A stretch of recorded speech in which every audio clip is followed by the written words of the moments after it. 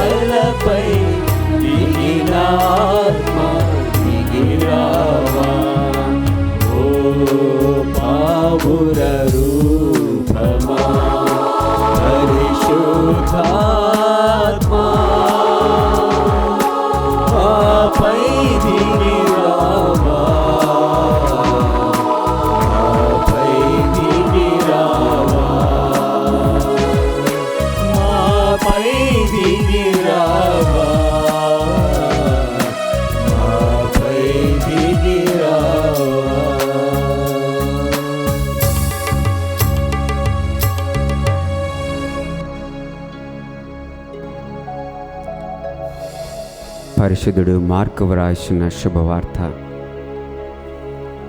1వ అధ్యాయము 35 నుంచి 38 వచనములు.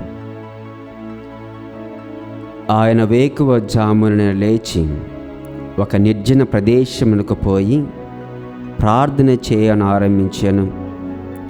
సీమోను అతని సహచరులను ప్రభువును వెదకుచు వెళ్ళి ఆయనను కనుగొని, అందరూ మిమ్మ వెదకుచున్నారు అని చెప్పిరి.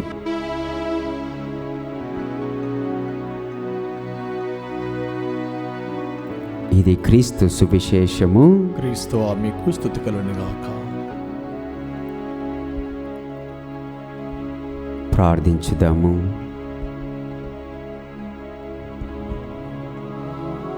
మానవుణ్ణి నీ పోలికలో సృజించి నీ చేతులతో రూపుదిద్దుకున్న మానవుడు ఎల్లప్పుడూ కూడా నీ అన్వేషణలో ఉన్నాడు ప్రభువా. నిన్ను వెదకుచున్నాడు, నిన్ను కనుగొనడానికి ఆరాటపడుచున్నాడు. కానీ తన అన్వేషణలో ఎన్నో కష్టాలు బాధలను అనుభవిస్తూ మేము వెదకటలో చాలాసార్లు అలసిపోతున్నాడు. కావున ఆ అన్వేషణను మనస్ఫూర్తిగా నిండు హృదయముతో చేసిన ఎడల మిమ్మల్ని కనుగొనుటకు మా పైన నీ అనుగ్రహములను పవిత్రాత్మ వరములను కురిపించినందుకు స్తోత్రం చెల్లిస్తున్నాము. నిరంతరముగా మీ అన్వేషణల వండి మీ వాక్యానుసారముగా జీవిస్తూ మిమ్మల్ని కనుగొని ప్రపంచనముకు చాటి చెప్పే బిడ్డలుగా మమ్మల్ని అందరిని మార్చమని మనాథుడైన క్రీస్తు ద్వారా అడిగి వేడుకొంచున్నాం తండ్రి. ఆమేన్. పునరుత్తరణైన క్రీస్తు నామములో మీకు శాంతి శుభము కలుగునుగాక. ఆమేన్. హల్లెలూయా, హల్లెలూయా, హల్లెలూయా, హల్లెలూయా, హల్లెలూయా, హల్లెలూయా. Praise the Lord, praise the Lord, praise the Lord, praise the Lord, praise the Lord. Praise the Lord. క్రీస్తు నందు ప్రియ సహోదరి సహోదరులారా, ఆదిలో మానవుడు తప్పు చేసినప్పుడు దేవుడే మానవుని కోసము వెతుక్కుంటూ వస్తూ ఉన్నాడు. ఆదాము అవలు ఏ విధముగా అయితే దేవునికి మాటను ధిక్కరించి వారి అవిధేయత వలన వారు దిశమలతో దేవుని చప్పుడు విని దాగుకున్నప్పుడు యావే దేవుడే స్వయాన అడుగుతున్నాడు, ఓయి నీవెక్కడా అని. ప్రియ సహోదరి సహోదరులారా, ఆ విధంగా తప్పిపోయిన మానవుని దేవుడు ఏ విధంగా అన్వేషించి కనుగొంటున్నాడో, నిరంతరము మానవుడు ఇంకా తప్పులు చేస్తూనే ఉన్నాడు. ఆ విధంగా దేవుడు మానవుని సృష్టించినందుకు మనసు నొచ్చుకున్నాడు. ఎలైనా ఎల్లప్పుడూ ఈ మానవుడు దుష్క్రియలు చేస్తూ చెడు పనులే చేయాలని ఆలోచిస్తున్నాడని తలంచి దేవుడు తన మనసు నొచ్చుకున్నాడు. కారణం ఏంటంటే మానవుడు దేవుని రూపంలో ఉన్నాడు, దేవుని శ్వాసన కలిగి ఉన్నాడు. అలాంటి మానవుడు ఎల్లప్పుడూ చెడ్డ పనులు చేస్తున్నాడని తలంచి మానవ జాతినే తుదముట్టించాలనుకున్నాడు. కానీ నోవా నీతిమంతుడిని ఎన్నుకొని తన సృష్టిని, ఈ యొక్క ప్రపంచాన్ని, విశ్వాన్ని కొనసాగిస్తూనే ఉన్నాడు. అలాంటి తరుణములో మానవుడు కరుడుగట్టినటువంటి హృదయముతో ఉన్న సమయములో దేవుడే స్వయాన ఆయన ఆజ్ఞను మానవ హృదయలో ఉంచుతున్నాడు. ఆ హృదయము ఎల్లప్పుడూ కూడా దేవుణ్ణి తప్పించాలని, కనుగొనాలని ఆరాట పడుతూనే ఉంది. ఆ మాటను ప్రియ సహోదరి సహోదరులారా, ఇర్మియా గ్రంథము మనము చదువుకుంటున్నాం. 31వ అధ్యాయం 33వ వచనములో, నేను నా ధర్మశాస్త్రమును వారి అంతరంగమున ఉంచుదను, వారి హృదయముపై లిఖింతును. నేను వారికి దేవుడు నగుదును, వారు నా ప్రజలగుదురు. ఈ యొక్క ధర్మశాస్త్రమును బట్టి దేవుడు మానవ హృదయాలపై లిఖించాడు కాబట్టి ఆ రోజు నుంచి నేటి వరకు ప్రజలందరూ కూడా దేవునికి బిడ్డలుగా ఉంటున్నారు. అదేవిధముగా ఆ కరడుగట్టిన హృదయాన్ని, ఆ రాతి గుండెను దేవుడు తొలగించి మాంసపు గుండెగా మార్చుతున్నాడు. హెజ్కేలు గ్రంథము 36వ అధ్యాయం 26వ వచనం. మీకు నూతన హృదయమును దయచేయుదును, నూతన ఆత్మను మీలో ఉంచెదను. మీ నుండి రాతి గుండెను తొలగించి మీకు మాంసపు గుండెను దయచేయుదును. నా ఆత్మను మీలో ఉంచి మీరు నా చట్టములను అనుసరించినట్లును నా విధులను పాటించినట్లును చేయుదును అని వాక్యము సెలవిస్తుంది. ప్రియ సహోదరి సహోదరులారా, ఏదోని తోటలో ఏ విధంగా అయితే దేవుని వాక్కును, మాటను, చట్టమును ధిక్కరించి ఆదాము ఏవమ్మలు ఇద్దరు పాపము చేసి ఉన్నారు, ఆ తరువాత దేవుడు ఆ యొక్క రాతి గుండెను తొలగించి మాంసపు గుండెనిచ్చి స్వయాన ప్రభువే మన హృదయలో మాంసపు గుండెగా మార్చి మన హృదయాలపైన తన యొక్క ధర్మశాస్త్రాన్ని, తన చట్టాన్ని లిఖించి ఉన్నాడు. కాబట్టి ఆ రోజు నుంచి కూడా మానవుడు దేవుని కోసము తప్పిస్తూ ఉన్నాడు. ప్రియ సహోదరి సహోదరులారా, కథోలిక శ్రీసభ సత్యోపదేశంలో పుట సంఖ్య 28 నుంచి 30 వరకు, 28 తర్వాత 27, 28, 30 ఈ సంఖ్యలన్నీ కూడా తెలియజేస్తున్నాయి. అవి ఏమని తెలియజేస్తున్నాయంటే, దేవుని తెలుసుకొనగల శక్తి, సామర్థ్యం ఒక నరుడికి మాత్రమే ఉన్నాయి. చేతిలో రూపుదిద్దుకున్నాడు కాబట్టి నరునిలో ఈ తపన ఉన్నందునే దేవుడు నరుని తన వైపుకు ఆకర్షిస్తున్నాడు. అందుకే మానవుడు సత్యము కోసము, చిరానందము కోసము, అరులు చాస్తు వాటి కోసము ఎడతెరిపి లేకుండా వెతుకుతున్నాడు. నరుడు ఈ విధంగా వెతుకుతున్నాడు కాబట్టే దేవుడు నరునిలో ఆ తపన ఉంచాడు. ప్రియ సహోదరి సహోదరుడా, అందుకే ఆ తపన మానవులో ఉంది కాబట్టే ఈ సత్యాన్వేషణ, దేవుని అన్వేషించటంలో మానవుడు ఎన్నో కష్టాలను, బాధలను అనుభవిస్తూ ఉన్నాడు. ఇది ఆషామాషి విషయం కాదు. బాగా గమనించినట్లయితే ప్రియ సహోదరి సహోదరులారా, చూడండి, ఆ చరిత్ర ప్రారంభ దశ నుంచి కూడా ఈనాటి వరకు దేవుని కోసము మనిషి దేవుని అన్వేషిస్తూనే ఉన్నాడు. ఈ అన్వేషణలో తాను పొందినటువంటి అనుభవాలను, అనుభూతులను నానా రూపాల్లో వ్యక్తం చేస్తూ వచ్చాడు. మత నమ్మకాలైతేనేమి, తన జీవన సరళి అయితేనేమి ఎన్నో విధాలుగా పొందుపరుచుకొని ప్రభు వెతుకటలో నిత్యము కొనసాగిస్తూ ఉన్నాడు. ఆ మార్గాలు ప్రార్థనలైతేనేమి, బలులైతేనేమి, మత కర్మలైతేనేమి, తపస్సులైతేనేమి, ఈ విధంగా మొదలైనటువంటి రూపాలుగా మలచి దేవుని అన్వేషించుటలో వ్యక్తపరుస్తూ ఉన్నాడు. కావున ప్రియ సహోదరి సహోదరుల, ఈ అన్వేషణ దేనికోసం? దేవుని కోసమే. సత్యము కోసము, జీవము కోసము, మార్గము కోసము మనము దేవునిలో అన్వేషిస్తూ ఉన్నాం. దేవుని కోసం నరుడు సాగించే ఈ అన్వేషణలో చాలా కష్టాలు ఎదుర్కొంటూ ఉన్నాడు. అవి ఊరికే రాదు. దేవుడు మానవుని అన్వేషించటంలో తన మేధస్సును, తన శక్తిని, నిర్మలమైన మనస్సును, చిత్తశుద్ధిని పెట్టుబడిగా పెడితేనే అవి పెట్టి ఇంకా శ్రమించాల్సి ఉంటుంది దేవుని అన్వేషించటంలో. అంతేకాకుండా దేవుని వెతకటం ఎలాగో నేర్చుకోవాలి. అప్పుడే ఆ దేవుని మనందరం కూడా వెతకగలం, కనుగొనగలం, ప్రకటించగలం. అదే చేశారు శ్రీసభ చరిత్రలో. ఆది నుండి కూడా ఇప్పటి వరకు ఎంతోమంది దేవుని కనుగొన్నారు.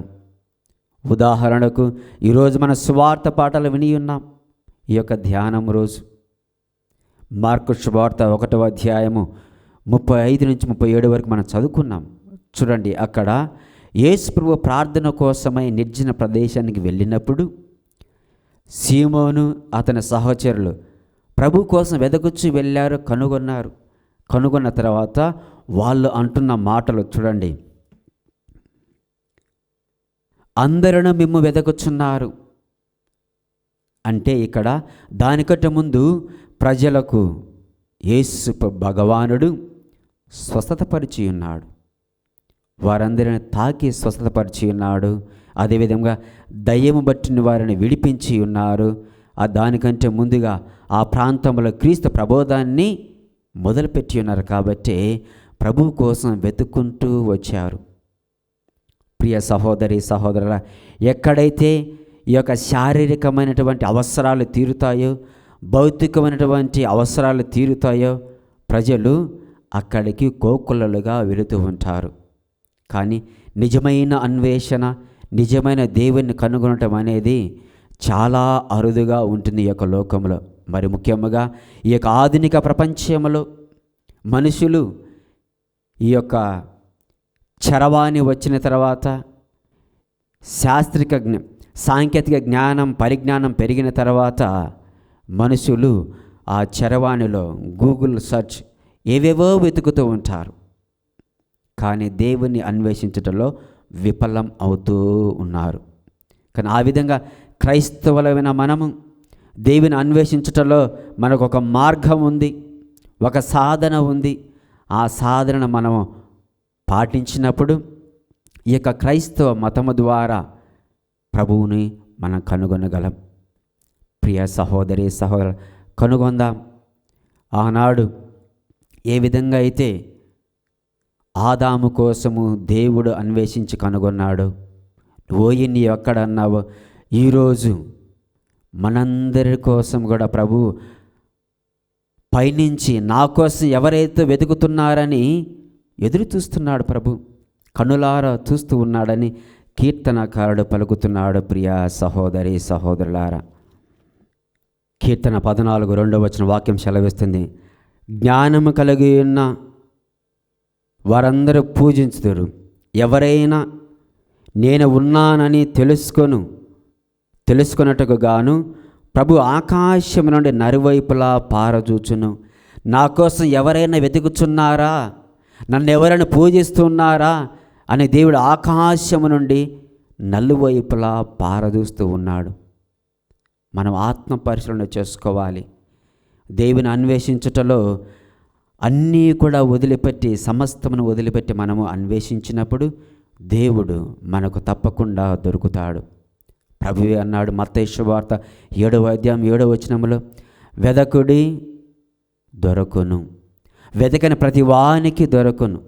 కాబట్టి మొట్టమొదటగా మనము దేవుని రాజ్యాన్ని, ఆయన నీతిని వెదకితే మిగతా అన్నీ కూడా మీకు అనుగ్రహించబడును అని ప్రభువే స్వయాన పలికి ఉన్నాడు. మత్తయి శుభవార్త 6వ అధ్యాయము 33వ వచనంలో.